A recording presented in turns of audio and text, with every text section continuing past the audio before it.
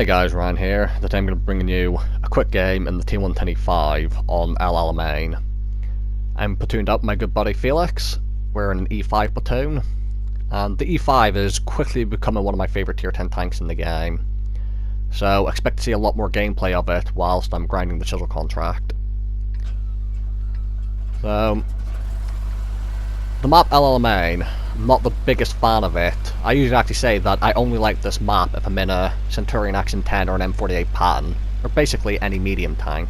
Usually not the kind of map I like in a heavy tank, because it's very open, very large.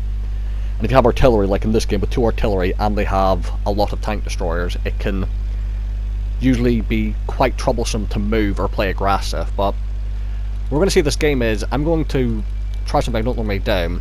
Normally I drive down the K line and brawl it out, kind of KJ area, and shoot across at the enemies. But because of the 2 artillery and all the TDs, I have a feeling that if I go over there, I'm just going to get hit by arty and held down by the tank destroyer. So I'm going to go to the center of the map, and I've got my eye on this little ravine here that can hopefully hide me from the artillery. Now, I wasn't actually expecting that many of our team to come this way. I've never actually really seen this part of the map be used that widely before, but I'm grateful for the support I'm going to have this game.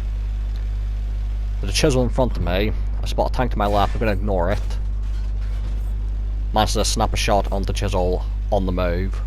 This E5 feels like it's got really good gun handling. Maybe not to the aim time, but it doesn't quite compare with the British heavy tank guns, but like it's up there. It just feels like a very comfortable gun to use in terms of like the aim time, the accuracy, on the move, dispersion. Really good. So I'm wary of the artillery and I'm wary of the tank destroyer, so when I come up here I'm going to use this little position here to try and look at that hill straight in front of me, just in case there's any tank destroyers, as I don't want to expose myself to them. And actually spot the Action 10 when he fires at me.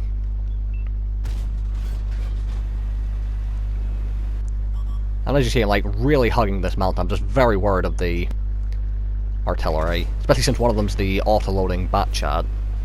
Got another shot into the Action 10. And the 705A and E4 in front of me are going to start pushing. And this is where I decide, if they're going to go for it, I'm going to support them as well. So I'm going to push over. And I'm going to start moving to the left. But as I'm getting into position, I get spot a waffle, and I veer to the right to angle my tank. And the waffle only hits my tracks. That was a bit of a waste of a repair kit there. I didn't need to use it, but I was being a bit greedy trying to get the damage, and it didn't work out. So, usually you wouldn't want to use your repair kit in that situation. The 705A and the E4 are still in front of me. The lower plate and the upper hull of this tank, super trolly with the angling of American hulls, managed to bounce the Waffenträger. And I unfortunately missed that shot there. But as you can see, our team who went K-line are in a stalemate with the enemies, which is what I thought would happen if I went there. But because a lot of our team came this side of the map, which as I said before, I've never actually come this side of the map before, we've managed to push straight down, and now we're going to get behind them because the enemies have been a bit too passive this game. Conway hits my tracks, does no damage. I'm already up to 1600 assistance through spotting people. I've got a good crew on this E5, and I do run coated optics with it as well.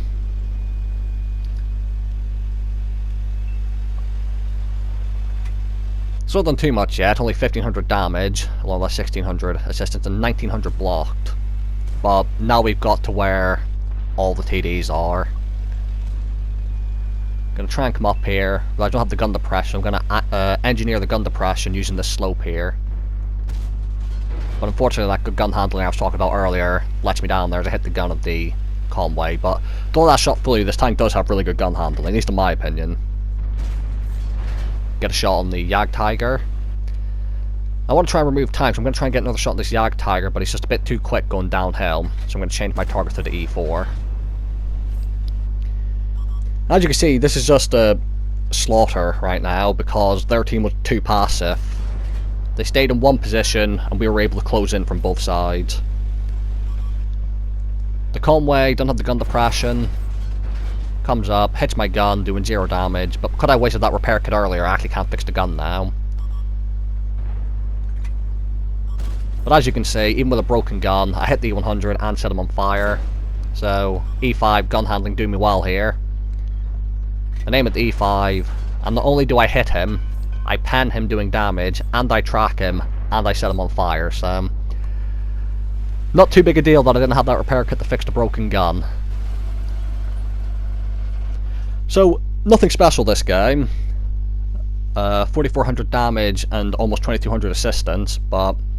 just an interesting game. I tried something new on a map I didn't like, and it worked out really well as this was actually my first Mark of Excellence in the E5, and I'm hoping that I should be able to get it to 3rd Mark of Excellence with the games I'm having in it. So, thank you for watching, and I'll see you all in the next video.